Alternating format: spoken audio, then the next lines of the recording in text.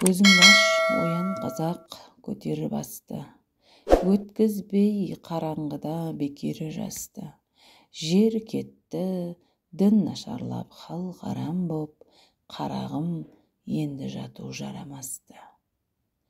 Адамзат тарихында қилы қиямет оқиғалар мен дүбірлі даму үрдісімен ерекше орын алған 20 ғасырдың басы қашаннан еңбегі еш, тұзы сор қазақ халқы үшін де сындарлы кезең болғаны белгілі. Осындай талма тұста шешуші сәтте ұлт үшін қызмет көрсетудің үздік үлгісін көрсеткен алтын айдарлы арыстарымыздың қатарында Міржақып Дулатовтың есімі бұл күнде зор ілтипатпен аталады.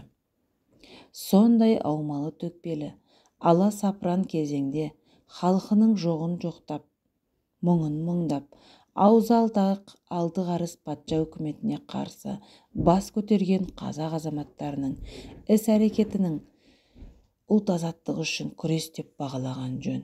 Басым көпшілігі сауатсыз, қараңғыда бұйығып жатқан елді оятып, жаңаша өмірге, еркіндікке, елдікке тарту әлбетте оңай болған жоқ. Оның үшін де Ахмет Байтұрсынов ұйықтап жатқан елді оятар мекен деп масасын ұшырды. Міржақып Дулатов оян қазақ деп ұран салды. Сұлтан Махмұд Торайғыров қараңғы қазақ көгіне өрмелеп шығып күн болам деп жалын атты. Әлихан Бөкейханов орыс газеттеріне қазақ жерін қалай болса солай тартып алып жатқанын, қазақтарды шоқындыруды көздеген патша саясатына қарсы мақалалар жазды. Мұндай белсенділік, батылдық озбырда өктем патша үкіметі назарына бірден ілігіп, қатты қысым көрді. Көптеген арыс азаматтар жауапқа тартылып, түрмеге жабылды. Елге іріткі салуларына қатаң тыйым салынды. Осындай зорлық-зомбылықтардың кеңінен орын алғанын, сол кездері қазақ даласын басқару орталықтары болған Омбы, Орынбор, Санкт-Петербург мемлекеттік мұрағаттарында күні бүгінге дейін сақталған құжат қағаздар айқындайды.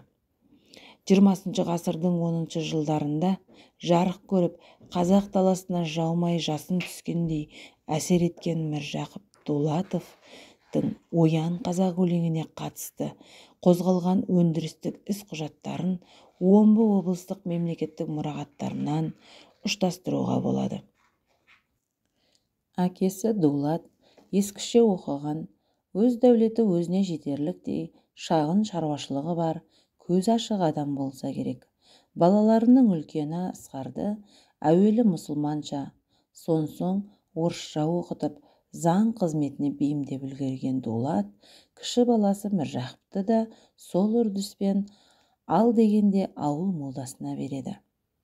Бірақ Жақаңның, яғни Міржақыпты өз айтуынша 2 жыл азап шеккеннен басқа ештеңе ала алмағаннан кейін әкесі оны молдадан шығарып алып, ауылдық мектепте орысша оқытатын Мұқан Тоқтабайұлы деген мұғалімнің тәрбиесіне береді. Сөйтіп, Жақаңның өнер білім жолындағы ұзақ жылдар бойғы жемісті ізденістері бастау алады.